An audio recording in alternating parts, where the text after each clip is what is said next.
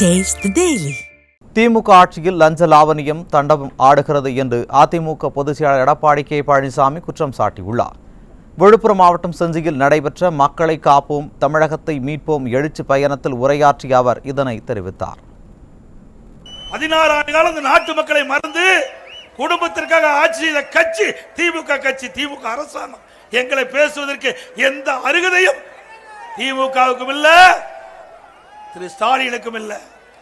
அது மட்டும் இல்ல, இந்த கொடி பறக்குதுல்ல, கொடி பறக்குதுங்களா? இது எதனால பறக்குது? எதனால பறக்குதுங்க? காற்றால பறக்குது. காற்றெல்லாம் கண்ணுக்கு பார்க்க முடியுமா? கண்ணுக்கு தெரியாத காற்றிலையும் ஊழல் செய்த ஒரே அரசாங்கம் திமுக அரசாங்கம்.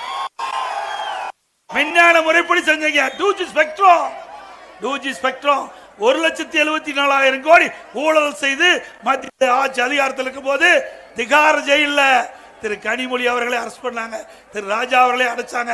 அப்ப யாருடைய அரசாங்கம்? மத்தியிலே காங்கிரஸ் ஆட்சி, திமுக ஆட்சியில பங்கு பெற்றிருந்தது. அந்த காலகட்டத்தில் அந்த கூட்டணியில் இருக்கின்ற திமுக சேர்ந்த கருணாநிதி குடும்பத்தை சேர்ந்தவர்கள் திகார் ஜெயிலே அடைக்கப்பட்டார். நீங்க பேசுவதற்கு அருகதை இல்ல. திமுக ஆட்சியில லஞ்ச லாவணியம் தாண்டமாடுது. கமிஷன், கலெக்ஷன், கரப்ஷன், இதுதான் திமுக தாரக மந்திரம்.